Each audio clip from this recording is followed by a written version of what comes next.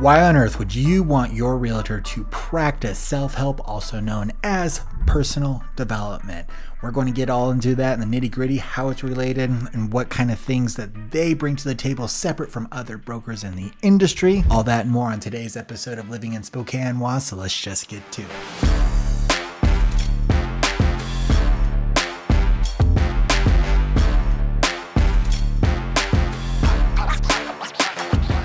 Personal development, and what is it? So for today, we're going to define it as the art and practice of working on oneself so that we can in turn help others at a higher level. And so you may be asking yourself, why does this even matter at all? Look, I understand when I first got started in this industry, I got introduced to the self-help / personal development side of things. And my very first initial thought that this was just a bunch of woo-woo stuff, and it is. But if you really get into it, what you seem to find is that personal development really is a separate set of skills that you can utilize to make sure that you have better reactions to certain situations, triggers, and scenarios. It's a perfect skill for real estate because it makes sure that the broker in question has a certain set of attributes that are going to be conducive to the successful sale and or purchase of your next home. The various types of skills that they bring to the table are going to be things like emotional intelligence, having the ability to stay stoic under stressful circumstances, focusing on the solution of problems rather than the problems unto themselves, utilizing the entire team at their disposal so that they can make sure that the right tasks are being assigned to the right people. And the biggest one for you guys is that a broker that has a good personal development habit is going to listen to you in order to understand what you're saying. Now, what I mean by that is most people listen to respond rather than listen to understand. Having a broker with a great personal development background means that they're going to be more likely to be the type of person that listen to understand, which can help greatly when you're trying to convey something that you really need to be understood. So what I want to get into today is breaking out each one of these little separate skills, give you guys some insights on how they can apply to your sale or purchase, and hopefully give you guys a better understanding of what type of broker you really want to go after, and really give you a sense that you really want a broker with a background in personal development to represent you. Okay, starting things off, emotional intelligence. I can't tell you how many times in this industry I've ran into a fellow agent who then in turn wants to somehow turn this entire process into a giant family feud. Back in my early days, I used to get caught up in this mess, sometimes argue with them back, sometimes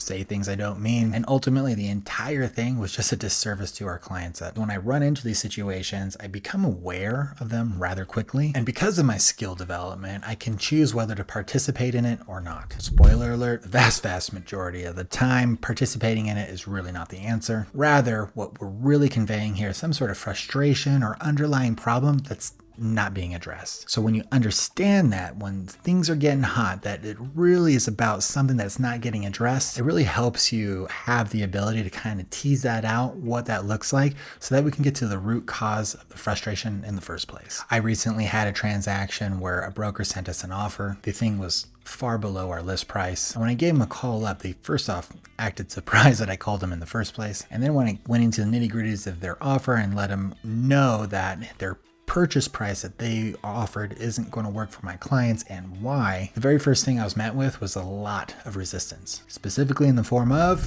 frustration. They started wanting to overpower me in the conversation, talk over me, and kept raising their voice, kept trying to say things like, hey, if your house was worth the price that it was listed at, then you would have got an offer much closer to purchase price, right? Well, instead of letting myself get bulldozed over by this series of flawed logic, I chose rather to simply explain my client's wishes, why we're at the purchase price we are, inform that agent that I do not participate in yelling matches and that I'm a professional, and if we're going to do business together, we need to conduct ourselves as such. And I would like to say that it all worked out well. Telling somebody who's frustrated those sort of things tends to, well, frustrate them even more. It's okay. Ultimately, it wasn't the right deal for my clients and they moved on. And the happy ending here is by us waiting, choosing not to participate in that game of frustration and yelling, we were able to refocus, get back on market, redirect our marketing, and 4 days later, we got a full price offer. I can tell you something, nothing is sweeter than beating somebody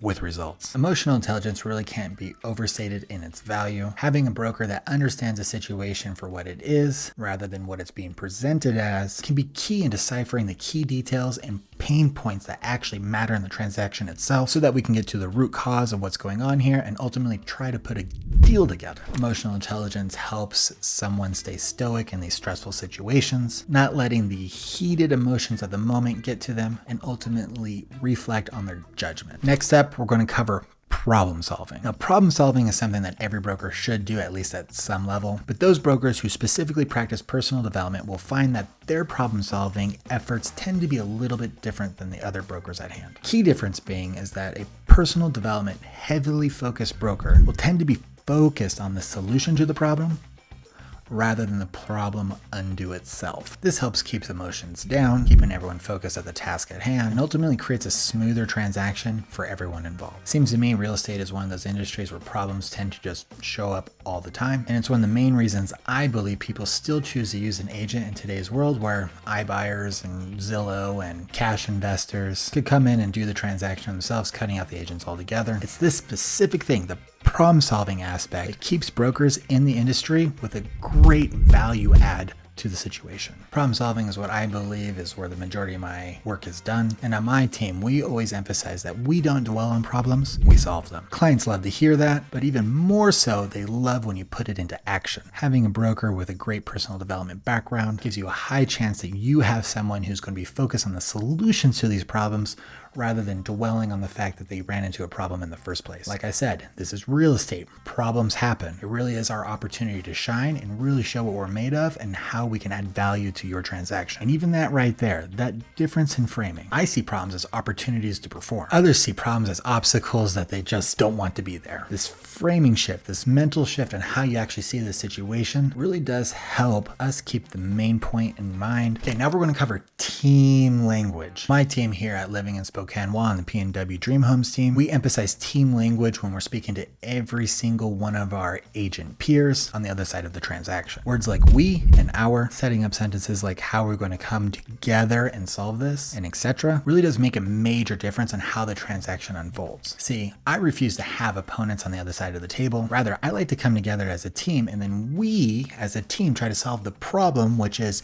making this deal come together, meeting everyone's needs. There's a big difference, right? Let me say it again. It's not me versus you. It's us, we versus the problem. This team language comes in really handy in the negotiation process. It's one of the first things that I coach new agents in the industry because it's so effective. But it doesn't end there. No, team language is very useful when speaking to your clients in general, making them feel that you have ownership of their transaction and that ultimately you guys are all in this together. It's about building trust so that you're given opportunity to perform. One of my favorite things I like to do with team language is put the solution to the problems on the other agent. So they'll come to me and say, Adam, we have an issue with X. Rather than jumping to any conclusions, getting frustrated, or trying to solve the problem, I choose to ask them a simple question. How are we going to solve this? And then I say nothing. You just sit there and you let them talk. And the more you stay silent, the more they tend to speak. And funny enough, all of a sudden the solution becomes presented. And all I had to do is sit back and just let it happen. Now, sometimes they present solutions that aren't going to work for your clients, and that's a whole nother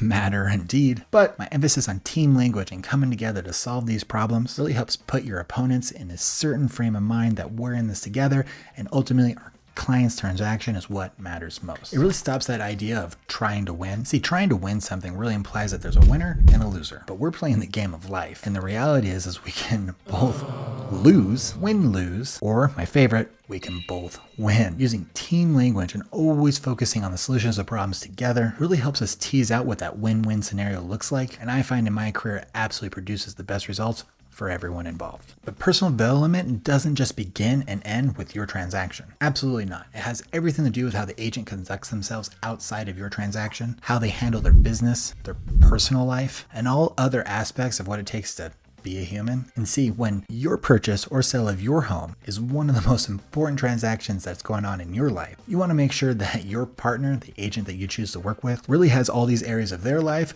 put together and handled. The last thing you want is an agent so distracted by something going on in their personal life that they aren't able to give you the time of day to really serve you at their best. Personal development is one of those things that will help make sure that agents are handling themselves in a way that's ultimately productive and striving for the best. If they're doing it for them, they're obviously going to be doing it for you too. These skills also tend to lend themselves to more clear communication, better efficiency at handling the task at hand, being more responsible, just a general sense of positivity. This late into my career, I see personal development as an absolute must for our agents. It's one of those non-negotiables that I don't even work with an agent on my team who doesn't practice the skill of personal development, because I find trying to train something who doesn't partake in this particular aspect in their life, our training process and the way we like to conduct business is really just an uphill battle. No, rather, I would have somebody that's on board with our culture that focuses on community, team building, collaboration. We find that this creates an environment where ideas get cross-pollinated, and I find if I spend time with my team, it's only a matter of time before I learn something from them, which is great because part of your personal development practice is always being a lifelong learner, always adapting to the times, and really adopting that classic growth mindset. Matter of fact, as great as I think I am, we could all be doing better. Personal development is that thing that helps keep me in check, makes me realize that I don't know it all. There's always something I can improve and or be working on. So if you're out there, when you're looking for your broker, you might want to consider picking one that practices personal development for themselves, because it's one of those things that can really matter and make a difference in your transaction. After all, we're here to serve. Personal development helps us serve at the highest level. All right, guys, that's what I have for you today. If you like what you heard, would you guys please give us a follow below? It really helps a growing channel out. And also, don't be afraid to leave a comment below, something that you think that could have been also added to this conversation. I'd love to hear your guys' insights and thoughts. My name is Adam Clark, and if you guys are thinking about relocating over to Spokane, be sure to give us a call. One of my team or I will definitely get on that inquiry and help you out A to Z. Until next time, guys, I wish you all well. See you later.